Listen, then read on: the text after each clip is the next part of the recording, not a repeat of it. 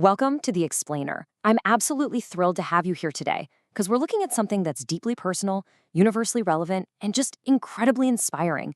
Today, we're unpacking a source called The Architect of Independence, Jay Towser's Life and Business. We're going to explore these powerful reflections on a lifetime of entrepreneurship versus traditional employment. You know, if you've ever found yourself caught between doing what's safe and doing what you're truly passionate about, well, the insights we've structured for you today are going to be a phenomenal guide. Okay, let's dive into this. 60. Tozer is delivering these reflections on a very specific milestone, his 60th birthday. We aren't just analyzing a few months of startup hustle here, right? We're looking at an entire lifetime of perspective. At 60, you aren't guessing about how life turns out. You're looking backward at the actual results of your choices. And that sets up massive emotional stakes for this journey. It gives his words this profound, battle-tested clarity that we can all learn from. Do not be afraid of failure. Be afraid of never trying. I just want to let that sit there for a second. Seriously, allow the emotional weight of that core philosophy to really land. If there is one ultimate lesson, one foundational anchor that Towser wants us to grasp from his entire life, it's exactly this. It's a complete paradigm shift.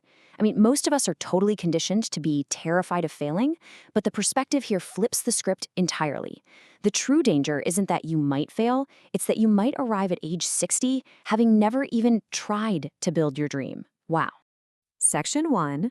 The expectation versus the dream. So, every great journey starts with a conflict, and for a young Jay Towser, that conflict was intense societal pressure. The expectation was loud and clear. Find a secure job with a monthly salary for a safe future.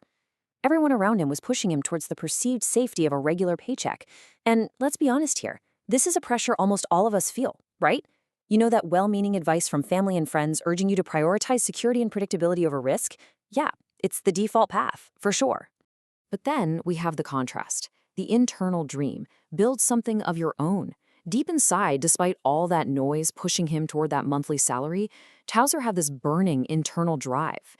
He didn't just want to participate in someone else's vision. He wanted to be the architect of his own independence. Think about your own hidden ambitions for a second. How often does your internal dream clash directly with what society expects of you? It's tough, isn't it? Section 2. Surviving the early struggles. Taking the leap is really just the beginning, and the path of a founder is rarely smooth. And this brilliantly illustrates what that harsh reality actually looked like for Towser. He started with very little money. He didn't just face the concept of failure, he actively experienced it, and he lost money. He endured people literally laughing at his dreams. And perhaps the most psychologically difficult part? He had to watch his friends choose those secure jobs and collect their regular, safe salaries. Just imagine the crippling doubts he faced, wondering if the people laughing at him were actually right, all while his peers were kicking back, enjoying the safety that he walked away from. But he survived this crucible by completely changing his mindset. He didn't just magically get lucky. No, he treated every single failure as a vital lesson. He let every problem act as a weight in the gym, literally making him stronger. Slowly, through relentless effort, incredibly long hours, deep personal sacrifices, and a total commitment to never stop learning, his small business began to grow. He took the brutal reality of failure and actually, scratch that. He didn't just take it, he turned it into the literal fuel for his success. Section 3. The true value of business. Now, what's really interesting about this slide is that this is the pivotal paradigm shift. It's where the early struggles finally pay off, the dust settles, and the true long-term rewards actually emerge. Notice the stark contrast we got here. A job provides income, sure, but it inherently has limits. Your time, your salary, your growth, it's all capped by the structure. A business, on the other hand, creates wealth, total independence, and incredible opportunities for so many people. While a job has structural limits, in business, your dreams have absolutely no limits. It's a fundamental shift from just trading your time for money to building a limitless engine of value. So what does the finish line actually look like at age 60? What's so beautiful here is that, looking back, Towser explicitly notes that he doesn't actually remember the difficulties and the pain anymore. Those just fade away. What remains is the profound freedom, the joy of being your own boss, and perhaps most powerfully, the incredible ability to lift others up. Instead of spending a lifetime searching for a job, he spent a lifetime giving jobs and creating opportunities for others. I mean, that is the true legacy of building your own business. Section 4. A blueprint for beginners. We're transitioning now into kind of like a tactical masterclass. If you're sitting there right now waiting for the impossible perfect time to begin, well, Toozer's retroactive how-to guide is wonderfully simple. Don't wait.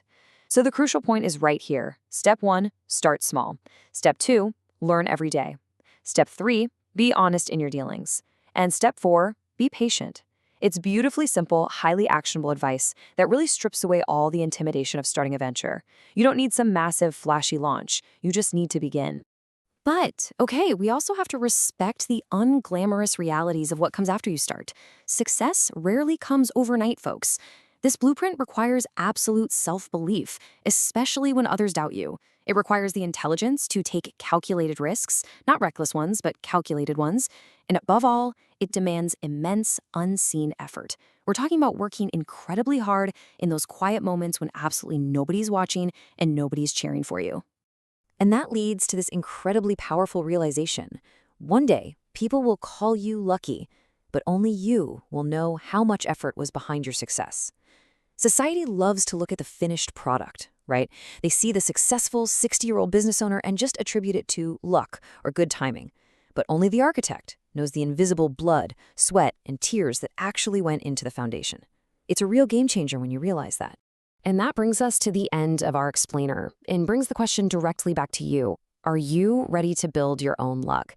What internal dream are you harboring right now that you've been way too afraid to start because you're worried about failing? Remember Jay Twizzer's ultimate lesson. The real fear shouldn't be failure. It should be the fear of never trying. Take that first small step today. Thank you so much for joining me on The Explainer. Keep learning, keep building, and I'll see you in the next one.